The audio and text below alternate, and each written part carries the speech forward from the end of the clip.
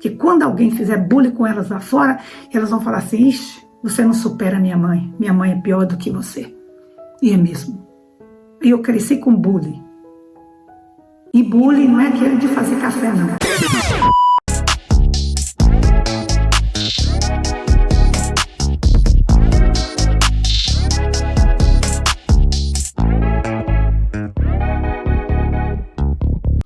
A gente ouve tanta coisa, né? Eu acho que você já ouviu também aquela fala assim, o mundo está doente, a terra está doente. Verdade, tá mesmo. O mundo está doente. Mas isso já foi determinado lá no passado, quando Deus disse que a terra produziria abrolhos. Eu até fui lá olhar essa palavra. Dificuldades, pedregulhos, né? Então a terra produziu os abrolhos.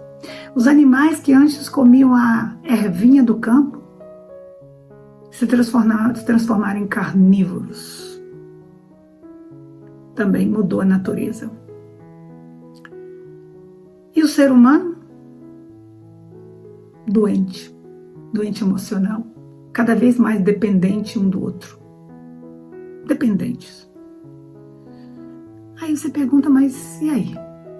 A gente pode mudar isso? Não, a gente não pode mudar. Não pode mudar porque foi determinado por Deus e quando Ele determina, não tem como mudar. Mas tem como transformar. Porque Ele deu uma segunda chance pra gente e Ele ensinou o caminho. Então, a gente tem como transformar. Por exemplo, os abrolhos. A terra ia produzir abrolhos, não? Você já foi numa lavoura de café? Uma plantação de café? É um espetáculo. É um espetáculo. Quem não foi, tem que visitar. Visita museu não, tá? Para conhecer o café. Vai lá na plantação. De preferência, na época da colheita, quando eles estão colhendo. É um espetáculo. É lindo ver aqueles grãos verdes, amarelos, vermelhos. É lindo demais. E também na primavera, quando está saindo as florzinhas do café. Eu levei minhas filhas para conhecer a plantação de café esse ano. E elas falaram, meu Deus, esse cheiro daria um perfume maravilhoso. O perfume do café. A fragrância que dá naqueles raminhos é espetacular. E onde estão os abrolhos? O cultivador retira. Você já foi na plantação de trigo? É lindo demais. Eu tenho uma aqui pertinho da minha casa. E de manhã, quando o sol está nascendo, os raios batem assim nos ramos e fica aquela mistura de dourado. Coisa mais linda. É lindíssimo. Vocês já foram na plantação de frutas? Diversas frutas? É um cenário que você não esquece nunca mais. Aí eu te pergunto, onde estão os abrolhos? Foram retirados. Simples assim. Eles vão vir novamente? Vão, na próxima plantação. Mas está lá o bom lavrador que vai tirar os abrolhos novamente e vai ter novamente uma nova plantação. É lindo, é lindo. Mas aí tem os animais. Os animais eram antes mansos, amáveis, comiam só as ervas do campo e de repente todos se transformaram em carnívoros. Um atacando o outro, o mais forte elimina o mais fraco e assim. Nós também, seres humanos também, nos transformamos em carnívoros. Quem é aqui que pode dizer que não gosta de um bom churrasco? Uhum. Então até isso nós transformamos.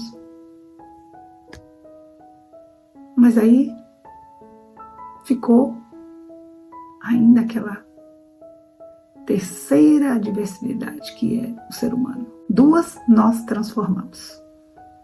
Mas a terceira é mais difícil, que é a doença emocional. Mães doentes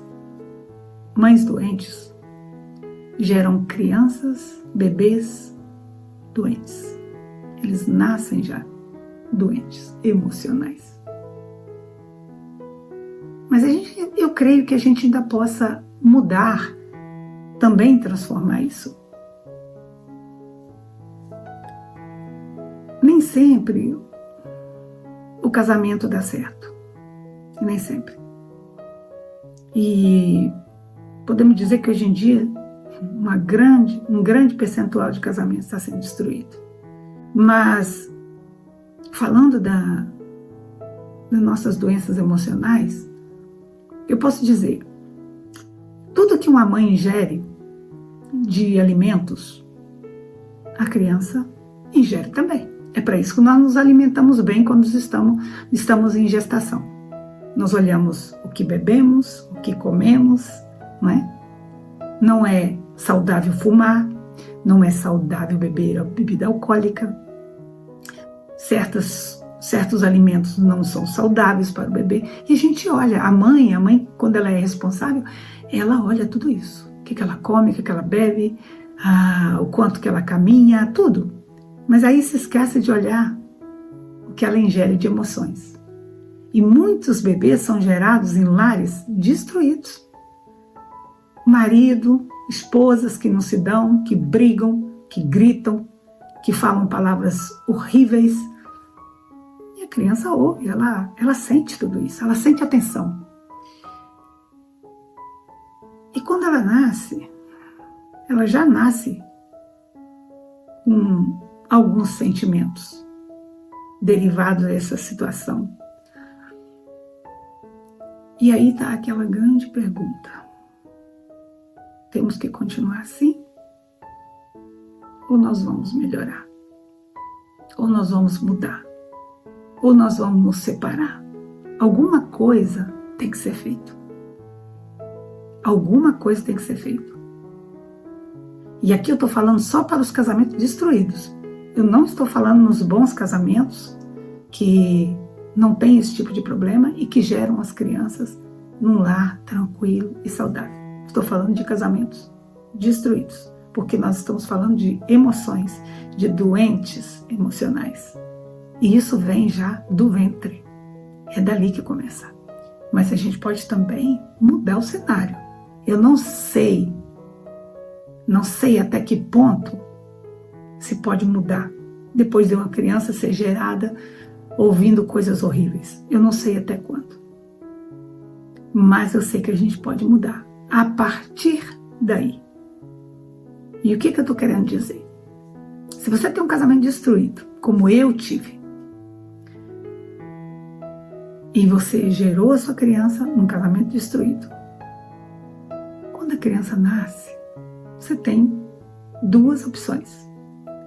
Você fica com a criança e cresce ela nesse lar destruído, ou você toma a triste decisão de separar os membros da família. Não tem outra solução. Aí vem aquela questão, mas o que Deus uniu, o homem não separa. Será que foi Deus mesmo que uniu? Deus uniu porque nós escolhemos. Nós escolhemos. E eu te posso garantir a 100% que antes de você escolher, você sabia que estava escolhendo errado. Ninguém entra numa situação, num relacionamento, inocentemente. Não creio nisso. Todos nós sabemos aonde estamos entrando. E daí? Que Deus uniu, o homem não separa. Pois é. Isso está escrito, né? Mas está escrito também assim, ó. Maridos, amai as vossas mulheres. E mulheres, sejam submissas aos vossos maridos. Está escrito isso também. E aí tem aquela questão da submissão, que muitas mulheres têm pavor dessa palavra. Pavor. Ser submissa do marido. Meu marido vai mandar em mim. eu não vou ter mais voz, é ele que manda, ele que é o... Não, submissão. Vocês têm que estar na mesma missão. A mulher é uma auxiliadora do marido. Ela não é empregada dele, ela auxilia. Quando você se casa, você forma um novo projeto. Podemos até dizer que são 2 sócios, né? Você está formando uma empresa. E aí você tem que ter a mesma missão. Nascem os filhos. E vocês têm que estar na mesma missão, que é educá-los, criá-los com segurança, com amor, com proteção. A criança tem que sentir que ela é protegida. Ela não tem que sentir medo. Ela tem que ser livre. E se você não consegue estar na mesma missão, vocês vão passar a vida inteira, nós vamos passar a vida inteira brigando e discutindo e não vai chegar a lugar nenhum. Aliás, vai chegar. Vai chegar a um lugar sim, um lugar muito ruim. Porque se você cria uma criança dentro de um lar destruído, você vai criar um adolescente problemático. Uma criança infeliz, um adolescente problemático. Então, eu te digo, de verdade, a gente não deve dar conselho para ninguém se divorciar, se separar. Não, não deve. Isso é algo muito pessoal. E eu aqui falo só de mim, só das minhas escolhas. Eu escolhi criar minhas filhas sozinha.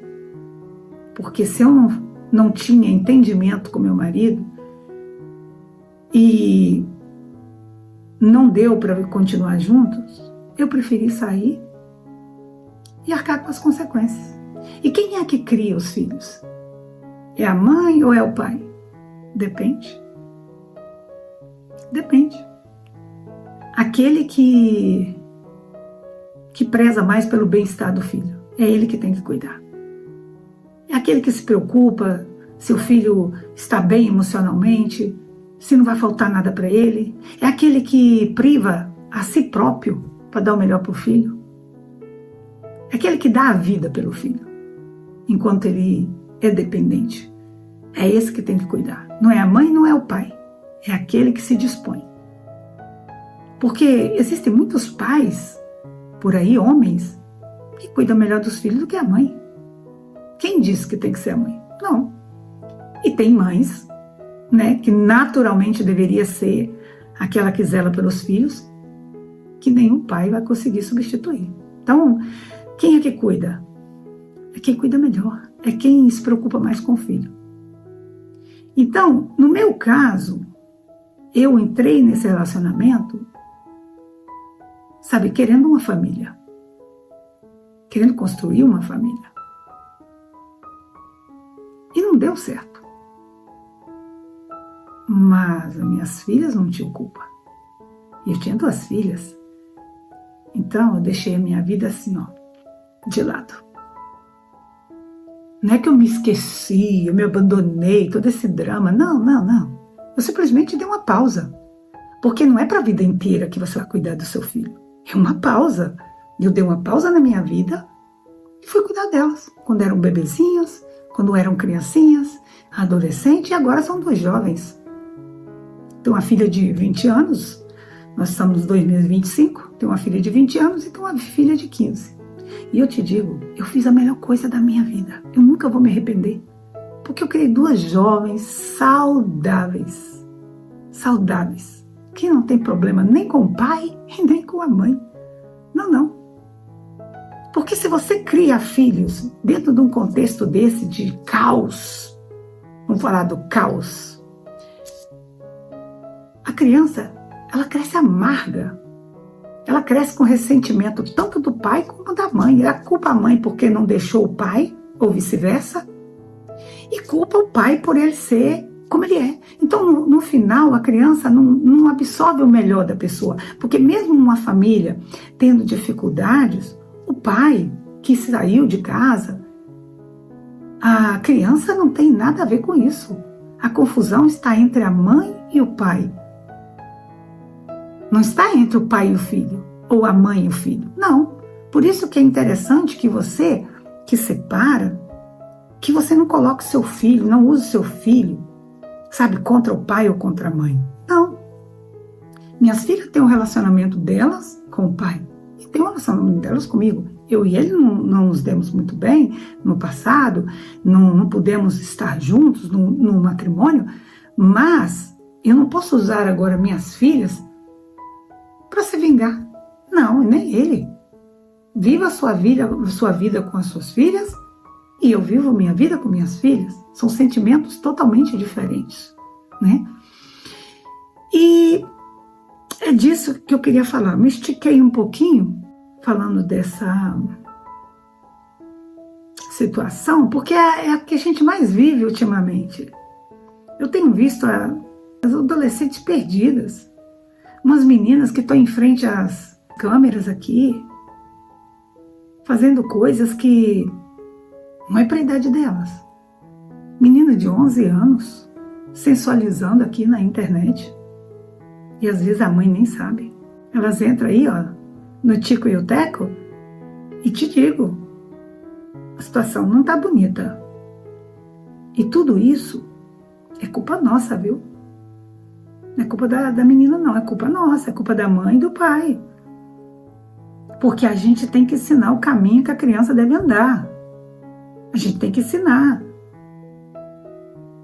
E eu digo isso para vocês e para mim, e eu posso comprovar, eu não tenho uma filha, você pode olhar no Tico e no Teco que você não vai ver fotos sensuais das minhas filhas. Porque eu já disse para ela, vocês não estão numa vitrine, não estão à venda.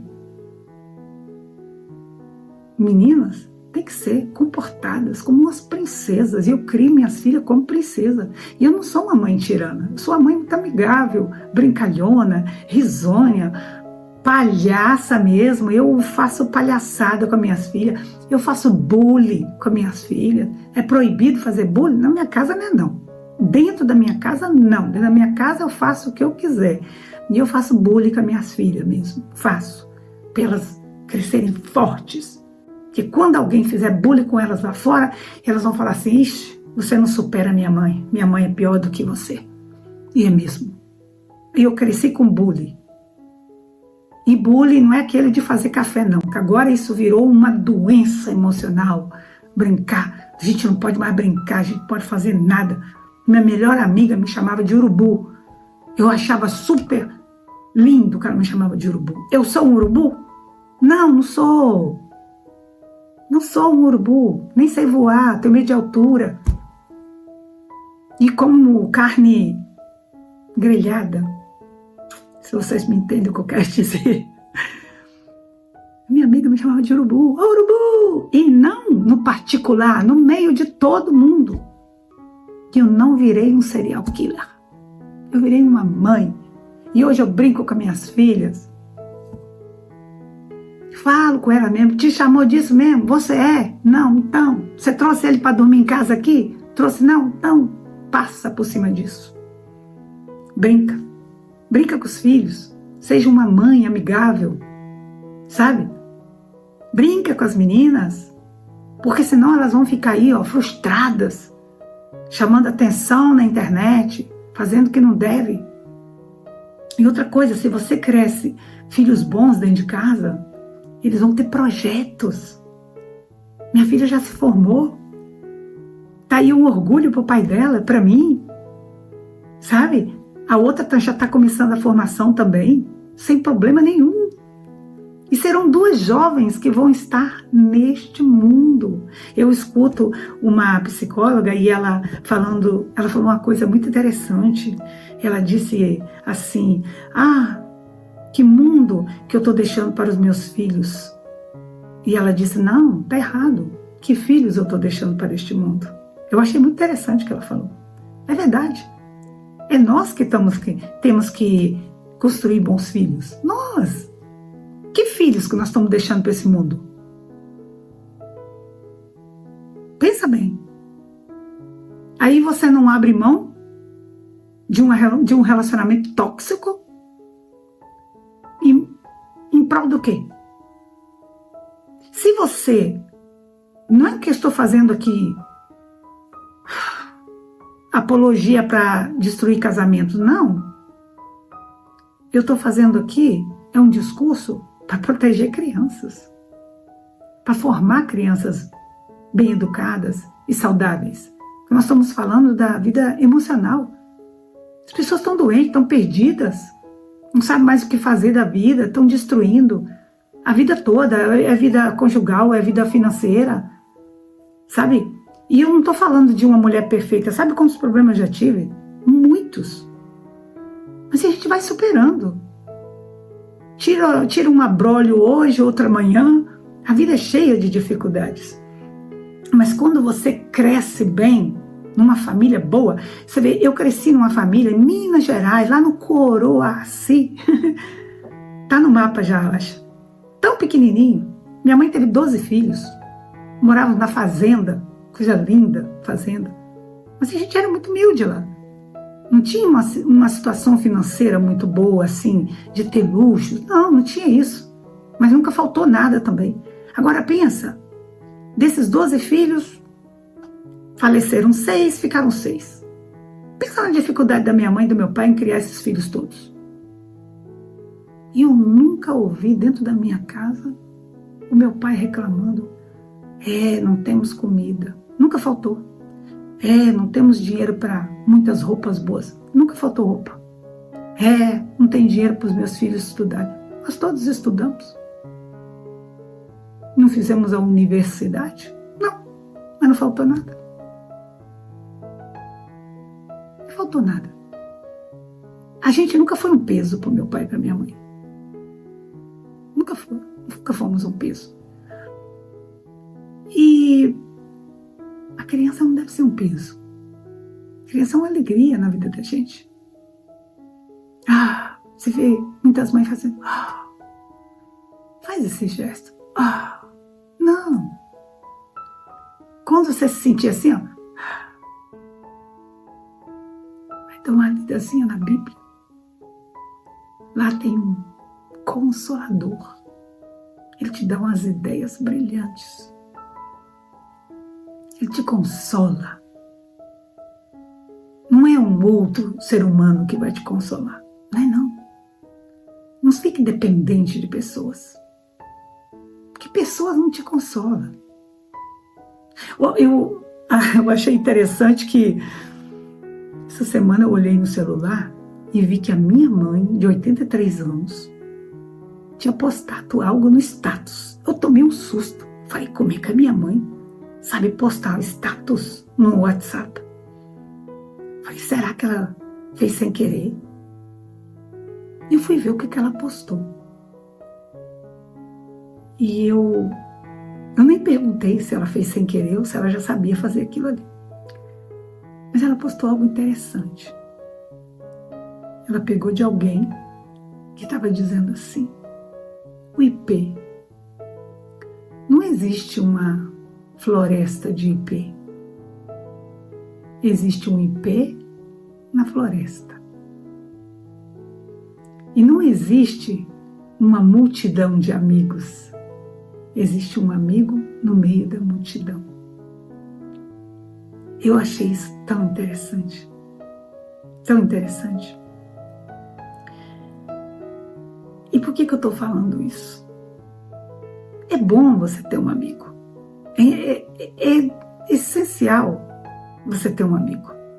Você ter amigos.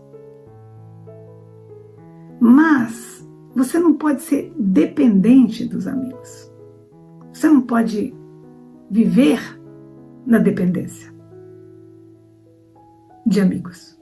Você não pode viver na dependência da sua mãe e do seu pai, sendo você 40, 50 anos de idade, tendo você já a sua família própria. Não. Você não pode viver.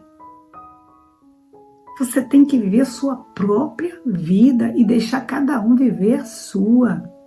Por isso que é importante você crescer a sua criança ensinando para ela todas essas coisas, esses fundamentos.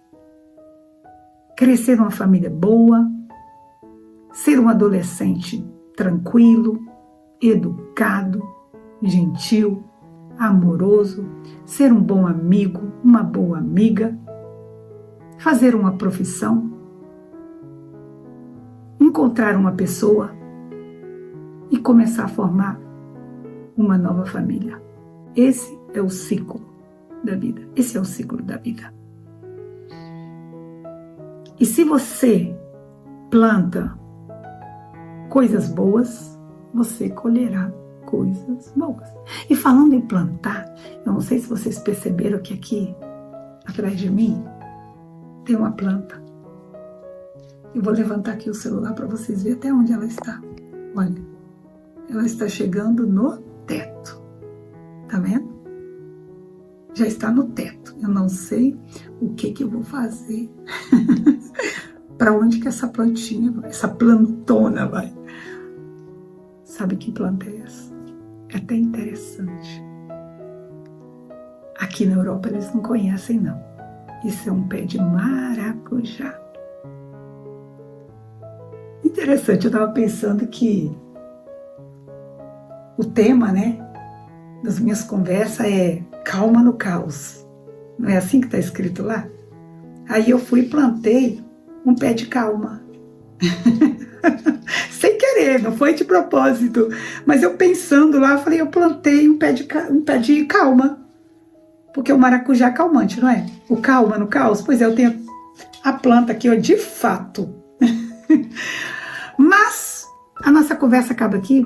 E eu queria, de hoje em diante, terminar minha conversa com vocês, como eu termino com minha mãe, principalmente com ela, eu falo assim, e com minhas melhores amigas, e com pessoas que eu tenho intimidades, eu falo sempre assim, uma frase que eu vou falar para vocês também, a partir de agora, porque nós somos vizinhos, né? Nessa janelinha aqui eu falo com vocês a hora que eu quiser e a hora que vocês quiserem também pode falar comigo aqui nessa janelinha.